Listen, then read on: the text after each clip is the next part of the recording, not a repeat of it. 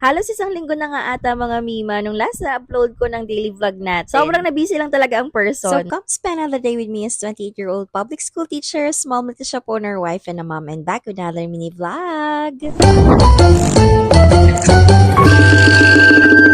Etong clips natin mga sis ay February pa nga ata, pero anong petsa na ngayon? March na mga Mima. Sobrang busy nga talaga mga sister, tapos nagkasakit pa ako, hindi ako nakapag voice over, wala nga akong available or naka-reading vlog no. Kaya kung napapansin niyo, puro yung mga affiliate products mga sister, nagpro-promote na nga lang ako kasi yun ang mga available kong videos dito. Ayan, magkaibang araw nga itong clips na to mga sis, kasi wala, hindi ko natatapos yung daily vlog natin, charing. Pagka-uwi ko nga ng bahay niyan mga sis, tulog nga si auntie ninyo, okay nga lang yun mga Mima, para hindi nga siya sumpungin, charing. Siyempre, ayun pagka-uwi ng bahay mga sis, naglaro nga muna kami dyan. Nag-take nga lang ng konting video yung kapatid ko mga sister kasi nagkakaroon na nga doon ng dayaan dyan, charing. I-unmute ko na nga lang talaga mga sister kasi ayan, for the tawa ang person, grabe yarn. Nakakahiya na nga yung mga tawa ko dito sa vlog mga sister, sa mga reels natin. Hindi na siya very demure, charing. Actually mga sis, apat kami dyan. Nauna na nga natapos si Amira, tapos sumunod si Tita Ara. So ayun, kami na nga lang ng asawa ko dyan mga sister. At syempre, nanalo tayo. Diba? The wife is always right, char. At itong si Amira nga mga Mima, ayan, for the kaya na naman nga ang person. Sobrang lakas nga kumain ni auntie ninyo mga Mima. Takaw yarn. So ayan, kagaya nga na sinabi ko mga sis, magkaibang araw nga itong daily vlog natin, charis. Kasi nga mga Mimas, nauna ko nga in-upload yung Maria Kali namin na video. So ito mga sis, Monday na nga, na wala yung weekends natin, charis. Syempre, Feb pa yan mga sister, medyo malamig pa nga ang panahon niyan. And papunta na nga kami ng school niyan mga sis. Actually, nakakalimutan ko na nga mag-video this past few days, kaya hindi ko alam kung anong magiging daily upload natin mga sis sa mga susunod na araw, charis. And ayun, afternoon mga sis, after work nga dumaan kami ng checks para nga bumili ng cake. Buti nga mga Mima at hindi na nga sinama ng asawa ko si auntie ninyo kasi nakamotor nga lang kami. Afternoon mga Mima, umuwi na rin kami agad kasi nga may pupuntahan din yung asawa ko. Pupunta nga siya ng Santa Barbara kasi parang may mini gathering nga silang magkakaklase dati. So ayan mga Mima, pauwi na nga kami dyan at pagka-uwi namin ng bahay, itong anak ko ay nanginginain na nga dyan ng mga tira-tira, charis. Diba? Hindi halatang matakaw yung anak ko, charis. Sobrang gana nga talagang kumain ni Amira this past few weeks mga sister. And nung gabi na nga mga sis, dahil birthday nga ng daddy ko, after magluto ay kakain na nga sana kami. Kaso itong si auntie ninyo nagtantrums nga dahil wala nga yung asawa ko. Paano nga daw kami magsi-celebrate kapag kulang kami? So ayun, ang ginawa ko mga sister, sabi ko sa kanya, ay hintayin na lang namin si Papa sa may labas para nga medyo tumigil nga sa pag-iyak si auntie ninyo. So ayun lang muna for today's video. Thank you for watching. Bye!